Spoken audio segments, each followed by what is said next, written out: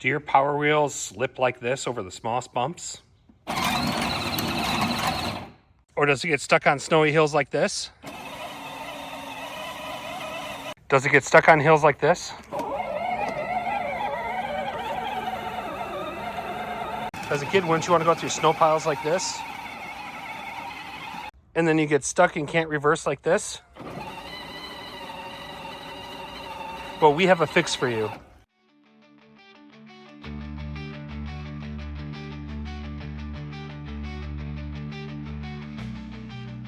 What's going on, everybody? Today we are going to be putting a bike tire on this John Deere here. My son has a lot of issues going up and down hills in the snow, and also on the asphalt that you can see here. We are definitely having issues.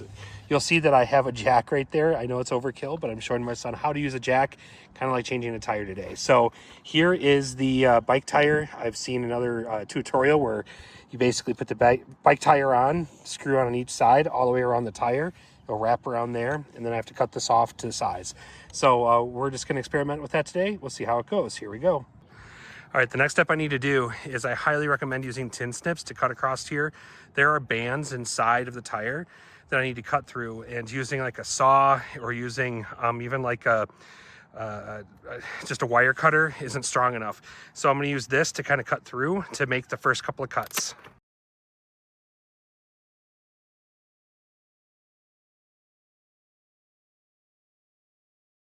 You'll see in here, this is where the metal band is. Metal band and everything else is good, but this will give a good surface to start running on the outside of that tire. So let's start doing that.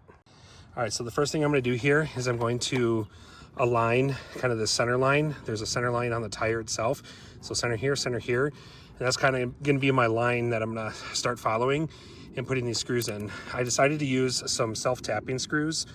Someone recommended number 10s, and it worked out well. And the other thing I'm going to do is I'm going to put them out to the side here, further out to the side, still within kind of this area. But this is the top part of the tire, which means that they won't be hitting on my asphalt or on concrete. So that's what I'm going to do, and I'm going to time lapse this so you can kind of see the process. So while this is doing a quick time lapse, I want to call out a couple of things. The first thing is getting that first screw in is a little difficult, trying to hold the tire in place, and then also screwing it in. But once you get one in, it's pretty good. The second thing that I wasn't expecting when I did this is that the bike tire doesn't sit down flat on the Power Wheel tire. And while it looks kind of funky as you're kind of doing it, it actually is a benefit. It gives it a little bit more give when it's going over stuff, and it gives it better traction in like snow and stuff like that. So it worked out really well.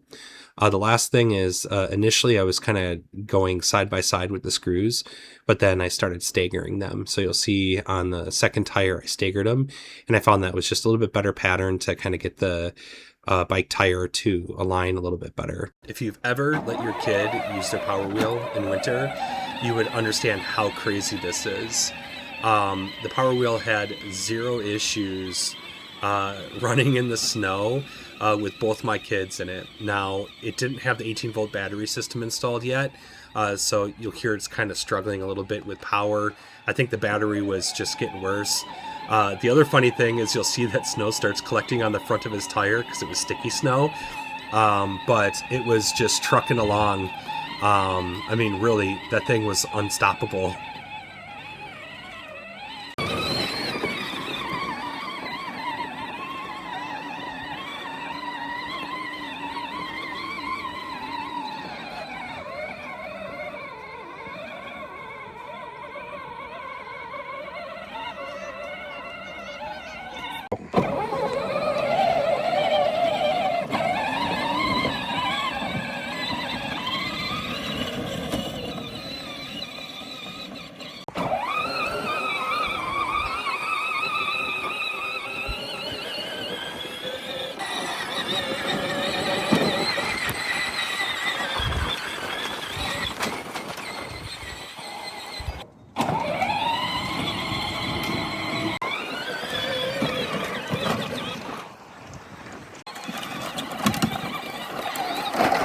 Now, if you're actually thinking of modifying your Power Wheel to use an 18-volt system like this Ryobi 4AH battery and above, I strongly recommend doing the tire mod beforehand, or your kid is going to have sliding tires everywhere that has a hard surface.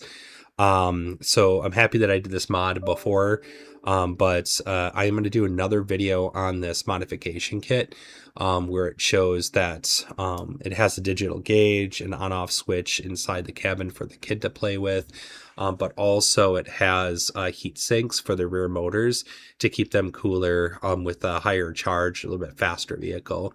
And I will tell you that the miles per hour for this modification is huge. Check it out.